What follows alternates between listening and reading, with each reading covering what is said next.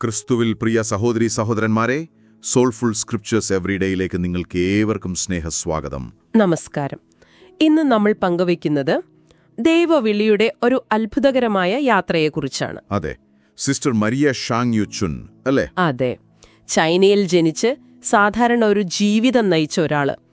കത്തോലിക്ക വിശ്വാസവുമായി ആദ്യം ഒരു ബന്ധവും ഉണ്ടായിരുന്നില്ല. ഓഹോ. പിന്നീട് സ്പെയിനിൽ, അതും പ്രായം കാഞ്ഞിട്ട്, ഒരു സന്യാസിനിയായി മാറി. ഈ കഴിഞ്ഞ മെയ് 13 ഏകദേശം 70 വയസ്സുള്ളപ്പോൾ അവർ നിത്യവ്രത വാഗ്ദാനം ചെയ്തു. ജീവിതം മുഴുവൻ ദൈവത്തിനായി സമർപ്പിച്ചു. ശരിക്കും അവിശ്വസനീയം തന്നെ. ഒരു സാധാരണ കുടുംബിനി, അമ്മ, ഭാര്യ, അവിടെ നിന്ന് സന്യാസ ജീവിതത്തിലേക്ക്. എങ്ങനെയായിരുന്നു ആ തുടക്കം? ഒന്ന് വിശദമാക്കാമോ? തീർച്ചയായും. മരിയ അവര് ചൈനയിലെ ഷാങ്ക്യോവിൽ ഒരു സാധാരണ ജീവിതം നയിക്കുമായിരുന്നു. 5 മക്കളുടെ അമ്മയായിരുന്നു. സ്നേഹമുള്ളൊരു ഭാര്യ. ഞാൻ പറഞ്ഞല്ലോ, കത്തോലിക്ക വിശ്വാസവുമായി അവർക്ക് യാതൊരു ബന്ധവും ഉണ്ടായിരുന്നില്ല ആ സമയത്ത്. ദൈവത്തിന്റെ ഒരു ഇടപെടൽ പോലെ അഗസ്റ്റീനിയൻ റെക്കോളക്റ്റ് സന്യാസിമാർ അവരിലേക്കെത്തി. അഗസ്റ്റീനിയൻ റെക്കോളക്റ്റ്, അവര് പ്രാർത്ഥനയ്ക്കും സമൂഹ ജീവിതത്തിനുമൊക്കെ ഊന്നൽ നൽകുന്നവരാണല്ലേ? അതെ. അപ്പോ ആ ശാരീരിക ക്ലേശത്തിനിടയിലാണ് ദൈവം അവരെ സ്പർശിച്ചത്. യോഹന്നാന്റെ സുവിശേഷത്തിൽ നമ്മൾ കേൾക്കുന്നില്ലേ, എന്റെ ആടുകൾ എന്റെ സ്വരം കേൾക്കുന്നു എന്ന്. അതുപോലെ ഒരു അനുഭവമായിരുന്നു അത്. ദൈവത്തിന്റെ വിളി. അതെ. ആ സ്നേഹം അവരെ വല്ലാതെ ആകർഷിച്ചു. അങ്ങനെ 2007 അവരും അവരുടെ 4 പെൺമക്കളും ഒരുമിച്ച് ജ്ഞാനസ്നാനം സ്വീകരിച്ചു. ഓ, മക്കളോടൊപ്പം തന്നെ. അതെ, അതൊരു പുതിയ തുടക്കമായിരുന്നു. ശരിക്കും ക്രിസ്തുവിലൊരു പുതിയ സൃഷ്ടിയായി മാറിയ പോലെ. കൊരിന്ത്യർ ലേഖനത്തിൽ പറയുന്ന പോലെ. ശരിയാണ്. പിന്നീട് അധികം വൈകാതെ ഭർത്താവും അവരുടെ മകനും അവരും വിശ്വാസത്തിലേക്ക് വന്നു. അങ്ങനെ ആ കുടുംബം മുഴുവൻ ക്രിസ്തുവിൽ ഒന്നായി തീർന്നു. എന്തൊരു സന്തോഷമുള്ള കാര്യം. എന്നാൽ തൊട്ടടുത്ത വർഷം ഭർത്താവ് മരിച്ചുവെന്നും കേട്ടു. അത് വലിയൊരു ആഘാതമായിരുന്നിരിക്കുമല്ലോ. വളരെ വലിയ ആഘാതം തന്നെയായിരുന്നു. അതെ, തൊട്ടടുത്ത വർഷം അദ്ദേഹം മരണമടഞ്ഞു. ആ വലിയ നഷ്ടം, ആ വേദന, അതിനിടയിലും ദൈവം മരിയയെ മറ്റൊരു വഴി കാണിച്ചു കൊടുത്തു. പുതിയൊരു വിളി. അതെ, കൂടുതൽ ആഴത്തിലുള്ളൊരു സമർപ്പണത്തിലേക്ക്, ഒരു ധ്യാന സന്യാസിനിയാകാൻ. നമ്മൾ സങ്കീർത്തനത്തിൽ വായിക്കുന്ന പോലെ ഹൃദയം തകർന്നവരുടെ കൂടെ എപ്പോഴും കർത്താവുണ്ട്. അത് ശരിയാണ്.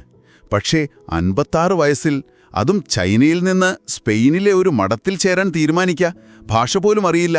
ഓർക്കുമ്പോൾ തന്നെ അത്ഭുതം തോന്നുന്നു. അതെ, അത് പൂർണ്ണമായും ദൈവത്തിലുള്ള ആശ്രയം ഒന്നുകൊണ്ട് മാത്രമാണ്.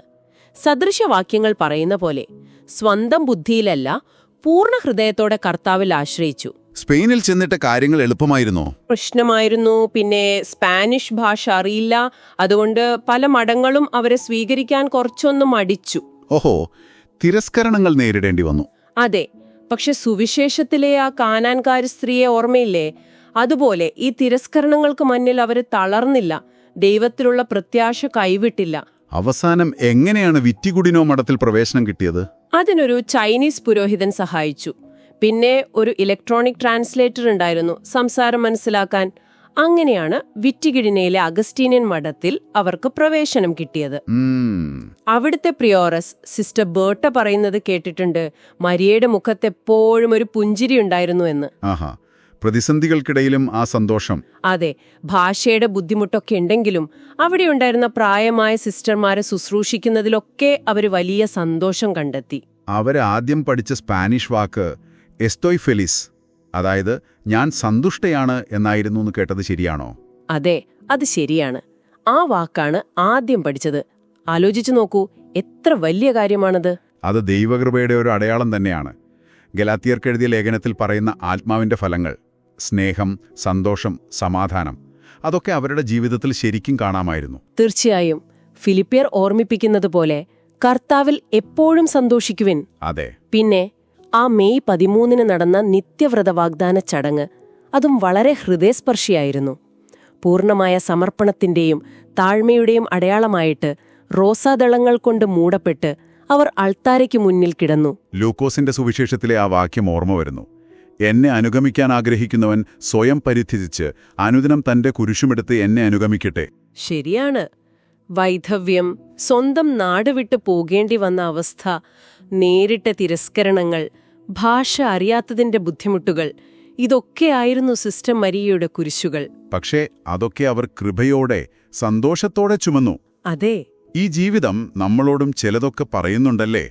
നമ്മൾ പലപ്പോഴും നമ്മുടെ പ്രായം, സാഹചര്യം, കഴിവില്ലായ്മ എന്നൊക്കെ പറഞ്ഞ് മാറി നിൽക്കാറില്ലേ? ഉണ്ട്. ദൈവം നമ്മെ വിളിക്കുന്നത് ഒരുപക്ഷെ നമുക്ക് ഏറ്റവും പ്രയാസമുള്ള വഴികളിലൂടെ ആയിരിക്കാം. പക്ഷെ സിസ്റ്റർ മരിയ നമ്മളെ പഠിപ്പിക്കുന്നു, അതൊന്നും ദൈവവിളിക്കൊരു തടസ്സമേ അല്ല. ശരിക്കും അതൊരു വലിയ പാഠമാണ്. തീർച്ചയായും. പിന്നെ നോക്കൂ, അവരുടെ ആ സമർപ്പണം വെറുതെ ആയില്ല. അവരുടെ 4 പെൺമക്കൾ ഇന്ന് കന്യാസ്ത്രീകളാണ്. അതെയോ? മകൻ ഒരു അഗസ്റ്റീനിയൻ പുരോഹിതനും. അവിശ്വസനീയം.